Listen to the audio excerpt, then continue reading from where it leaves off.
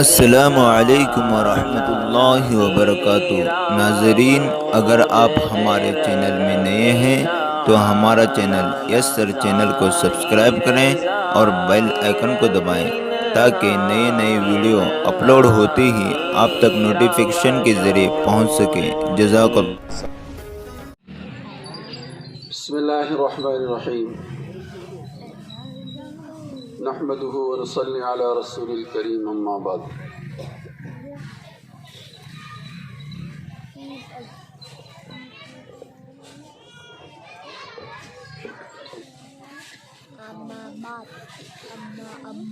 ہماری بڑی آرزو تھی گلشن ملکی میں حاضری دینی تھی۔ ہمارے ایوب بھائی کے والد محترم اور ان کے بچے یہ بار بار تقاضا بھی کرتے تھے، اور ہماری بھی تمنا تھی، آرزو تھی کہ ہم گلشن مل کی حاضری دیں، صرف اس بستی سے محبت کی بنیاد پر۔ الحمدللہ حاضری دیے ہیں، اللہ ہماری حاضری کو قبول فرمائے۔ اور ماشاءاللہ تفصیلی گفتگو حضرت مولانا سلیم صاحب نے آپ حضرات کی خدمت میں رکھ دی ہے۔ اب لمبی گفتگو کی چندہ ضرورت نہیں ہے، لیکن رسم کو پورا کرنے کے لیے چند گزارشات کے طور پر میں دو تین باتیں آپ حضرات کی خدمت میں رکھتا ہوں۔ دیکھیے، اس وقت ملک کے جو حالات ہیں، ان حالات کے پیش نظر ہمیں بہت سمجھداری کے ساتھ، بہت ہوشیاری کے ساتھ اور دور اندیشی کے ساتھ ہمیں آگے بڑھنے کی ضرورت ہے۔ حدیث پاک کے اندر یہ بات کی نشاندہی فرمائی دی گئی ہے کہ ہر آنے والا زمانہ جو ہوگا پہلے زمانے کے مقابلے میں حالات کو زیادہ لیے ہوئے ہوگا، اور ہم اپنی آنکھوں سے دیکھ رہے ہیں کہ ہمارا ملک کس سمت کی طرف جا رہا ہے۔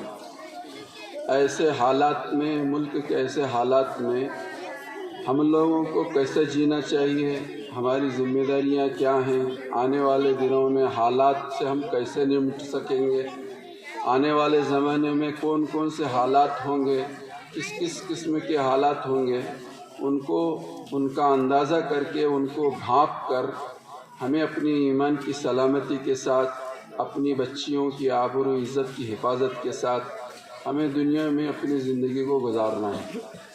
اس سلسلے میں ہمارے بزرگوں سے مشورہ کرتے رہیں، اور کیا کرنا چاہیے، کیا نہیں کرنا چاہیے، اپنی جان کو کہاں لگانا چاہیے، کہاں نہیں لگانا چاہیے، اپنے مال کو کہاں لگانا چاہیے، کہاں نہیں لگانا چاہیے۔ اس سلسلے میں ہم اپنے بڑوں کے مشورے سے کام کرتے رہیں گے تو انشاءاللہ ہم آنے والے زمانے کے حالات سے اپنے آپ کو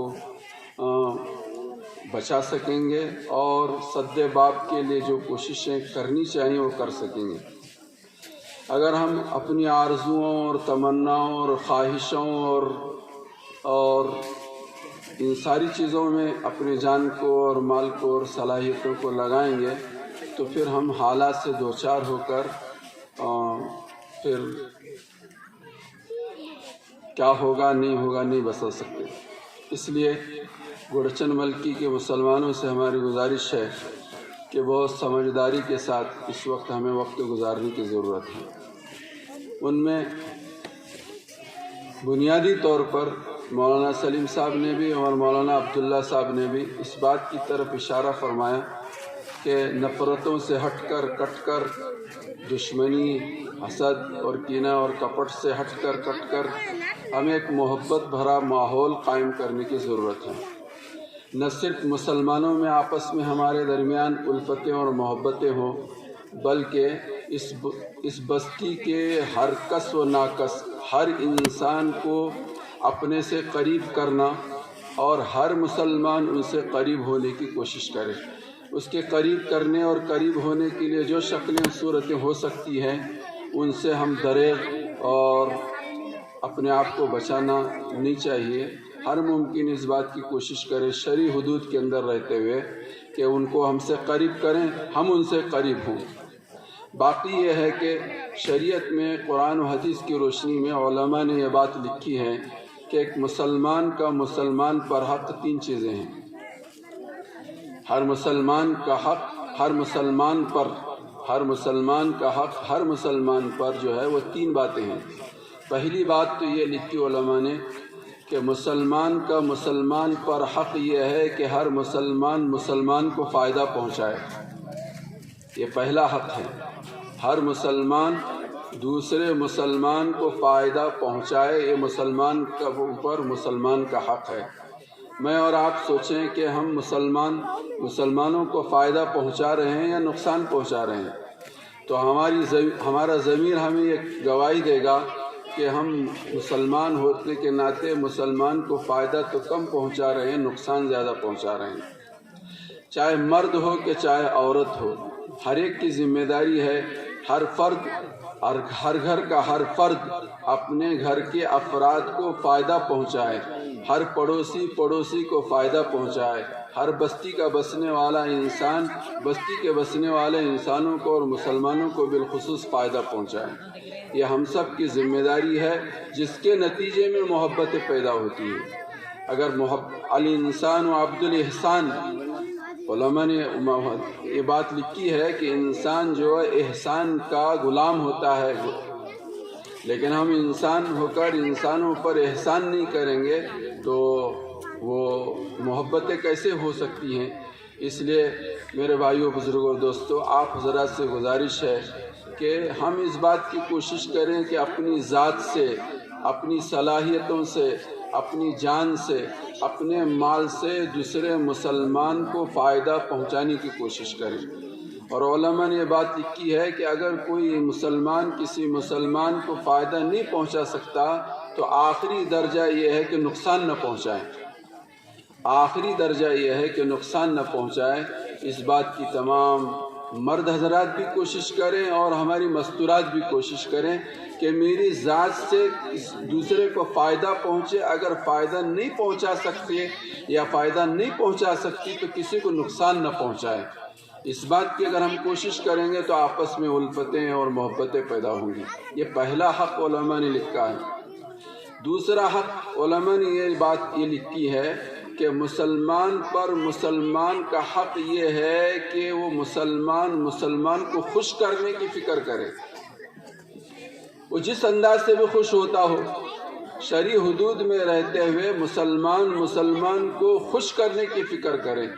مرد بھی اس بات کی فکر کریں اور عورتیں بھی اس بات کی فکر کریں کہ اپنی ماں بہنوں کو، اپنے گھر کی مستورات کو، اپنے اڑوس پڑوس میں رہنے والی بہنوں کو خوش کریں۔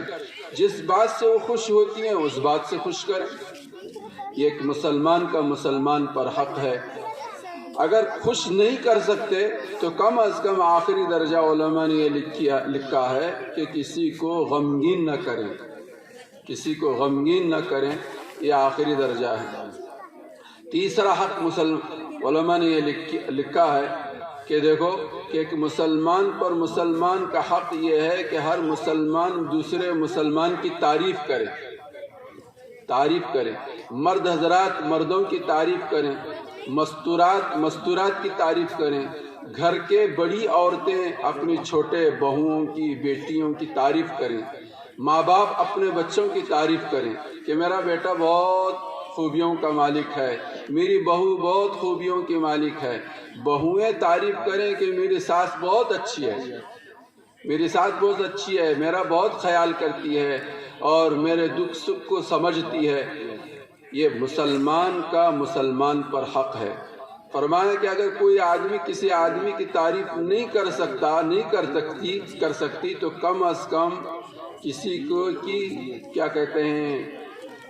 برائی سے اس کا تذکرہ نہ کرے۔ یہ آخری درجہ ہے۔ بعض مرتبہ ایسا ہوا ہے اور ہوتا ہے کہ ایک آدمی کو بہتر بنانے کے لیے، اچھا بنانے کے لیے، بڑھیا بنانے کے لیے اس کے تعریفی کلمات ہی کام کر جاتے ہیں۔ اس سلسلے میں ایک واقعہ لکھا ہے، حضرت امام ابو حنیفہ رحمۃ اللہ علیہ شروع زمانے سے عشاء کے وضو سے فجر کی نماز نہیں پڑھا کرتے تھے۔ ایک مرتبہ وہ صبح کی نماز کے لیے جا رہے تھے، امام ابو حنیفہ رحمۃ اللہ علیہ صبح کی نماز کے لیے جا رہے تھے، کسی عورت نے، کسی بہن نے، کسی ماں نے آواز دی، وہ عشاء کے وضو سے فجر کی نماز پڑھنے والے۔ اس کلمے نے حضرت امام ابو حنیفہ رحمۃ اللہ علیہ کو مجبور کر دیا کہ لوگ تو میرے بارے میں یہ تصور رکھتے ہیں، یہ خیال رکھتے ہیں کہ میں عشاء کی وضو سے صبح کی نماز پڑھتا ہوں۔ اس ماں کی، اس بہن کی اس آواز نے ان کو اس بات پر آمادہ کیا کہ وہ عشاء کے وضو سے صبح کی نماز پڑھنے والے بن گئے۔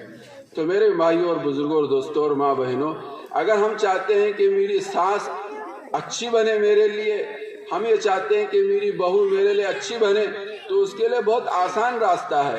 ہم چاہتے ہیں کہ ہمارا پڑوسی ہمارے لیے اچھا بنے، میرا بڑا بھائی میرے لیے اچھا بنے، میرا چھوٹا بھائی میرے لیے اچھا بنے، تو ہم میں سے ہر ایک دوسرے کی تعریف کرنے والا بنے، تو انشاءاللہ یہ تعریف کا کرنا سامنے والے کو اچھا بنا دے گا، سامنے والے کو اچھا بنا دے گا۔ اور اگر ہم برائی سے تذکرے اور تبصرے کریں گے تو مزید اور دشمنیاں اور نفرتیں اور عداوتیں اور حسد اور کینہ اور کپٹ ہمارے دلوں میں پیدا ہوگا۔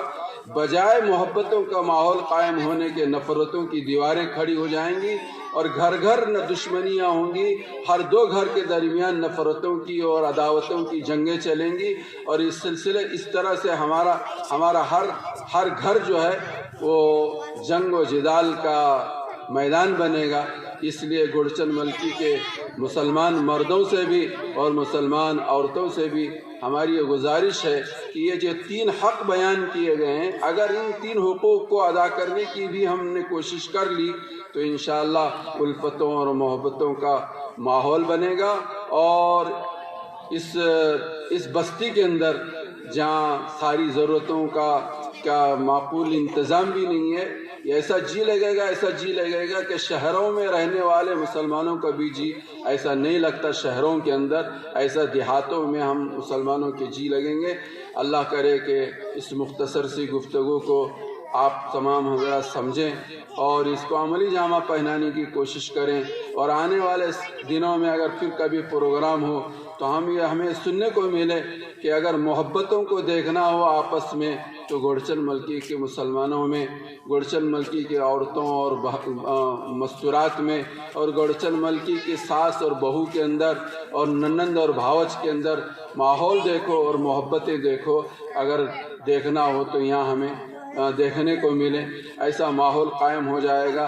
تو یہی ہماری قرآن و حدیث کی روشنی میں، ہمارے بزرگوں کی زندگیوں میں، اور اللہ اور اللہ کے رسول نے ہمیں اور آپ کو ہدایتیں دی ہیں، تعلیمات دی ہیں، یہ سب کچھ ہمارے لیے کرنا بہت آسان ہے۔ اس کے لیے کوئی خرچ کرنا نہیں پڑتا، لیکن یہ ہے کہ نفس پر ذرا سا بار پڑتا ہے، بوجھ پڑتا ہے، لیکن دیکھیں گے آنے والے دنوں میں بہت بہترین ہمارے گھروں کا ماحول بنے گا۔ ایسا محسوس ہوگا کہ ہمارے گھر ایک دنیا کے گھر نہیں ہے، جنت کے گھر ہیں۔ محبتیں ہوتی ہیں تو زندگیاں بہت خوشگوار ہوا کرتی ہیں، نفرتیں ہوتی ہیں، عداوتیں ہوتی ہیں تو گھروں کے اندر عیش و آرام کے سارے ساز و سامان ہوتے ہیں، لیکن رات کو چین نہیں ملتی اور رات کو نیند نہیں ملتی، دنوں میں سکون نہیں ملتا۔ میری ماں اور بہنوں اور میرے بھائیوں، بزرگوں، دوستوں، اصل چیز جو ہے آپس میں الفتیں اور محبتیں ہوں، اور الفتوں اور محبتوں کے ہونے کے لیے یہی ضروری ہے کہ ہم ایک دوسرے کو فائدہ پہنچانے والے بنیں، ایک دوسرے کو خوش کرنے والے بنیں، ایک دوسرے کی تعریف کرنے والے بنیں گے تو انشاءاللہ محبتوں کا ماحول قائم ہوگا۔ وآخر دعوانا ان الحمدللہ رب العالمین۔ اللہ تبارک و تعالی حضرت مولانا ساجد صاحب کو بہترین بدلہ عطا فرمائے، اور کہی ہوئی تینوں باتوں پر ہم سب کو عمل کرنے کی توفیق عطا فرمائے۔ اور دعا سے پہلے جو ہیں ہمارے ایوب بھائی دیسائی، ہمارے آئے ہوئے صدر محترم اور مہمان خصوصی اور دیگر علماء کرام کی خدمت کے اندر تمام بستی والوں کے طرف سے کلمات تشکر پیش کریں گے۔ ہمارے گاؤں کی طرف سے سارے علماء کو شکریہ کرتا ہوں۔ مشغولی کی وجہ سے، مشغولی میں رہ کر کوئی مولانا کا مرتبہ ہے، کوئی مولانا سفر میں جا کر ان کے ہمارے بستیوں کی طرف سے سارے علماء کو شکر ادا کرتے ہیں تہ دل سے۔ جزاک اللہ۔ مولانا دعا کریں. درود شریف پڑھنا. اللهم لك الحمد ولك الشكر كله. اللهم صل على سيدنا مولانا محمد وعلى آل سيدنا مولانا محمد وبارك وسلم. اے اللہ ہم سب کے گناہوں کو معاف فرما، سیئات کو حسنات سے مبدل فرما. یا کرم الاکرمین یا رحم الراحمین. ہمارے آج کے مل بیٹھنے کو، سننے اور سنانے کو قبول فرما. یا اللہ جو انتظامات کیے ہیں یا اللہ انہیں جزائے خیر عطا فرما. دنیا میں بھی بہترین بدلہ عطا فرما اور آخرت میں بھی بہترین بدلہ عطا فرما. اللہ کریم آقا رحم اللہ اس بستی پر نظر کرم فرما. اے اللہ رحمتوں و برکتوں کی بارش نازل فرما. آپس میں اتفاق و اتحاد پیدا فرما. الفتوں اور محبتوں والا ماحول قائم فرما. اللہ گھر گھر اللہ کریم آقا رحم اللہ اللہ محبتوں کو تقسیم فرما. اے کریم آقا رحم اللہ نفرتیں، عداوتیں، دشمنیاں ختم فرما. اللہ ہم سب کو نیک بنا. اللہ ہم سب کو نیک بنا. ہم سب کو ایک بنا. اللہ ہم سب کو نیک بنا. اللہ ہم سب کو ایک بنا. اللہ ہم سب کو نیک بنا. ہم سب کو ایک بنا. یا اللہ ان بستی والوں کی دلوں میں ہماری محبت پیدا فرما. اللہ ہمارے دلوں میں اس بستی کی اور بستی کے ایک فرد کی محبت پیدا فرما. یا کریم یا رحیم آنے والے زمانے میں اللہ ان حالات کو بھانپ کر اللہ ہمیں اپنا قدم آگے بڑھانے کی توفیق نصیب فرما. اللہ ضروری کام جو ہیں یا اللہ اس کو ہمیں سلجھا دے. اے کریم آقا ان کی طرف ہمیں توجہ دینے کی توفیق نصیب فرما. اے کریم آقا رحم اللہ خوشحالی عطا فرما. ہمارے کھیتی باڑی میں برکت عطا فرما. کاروبار میں خیر و برکت عطا فرما. شریروں کے شرارت سے، فتنوں کے فتنے سے، حاسدوں کے حسد سے، عرشی اور فرشی بلاؤں سے اللہ اس بستی کے تمام مسلمانوں کی پوری حفاظت فرما. اللہ بستی کے انسانوں کی حفاظت فرما. اے کریم آقا رحیم مولا. اے کریم آقا رحیم مولا. اللہ جو بیمار ہیں صحت عطا فرما.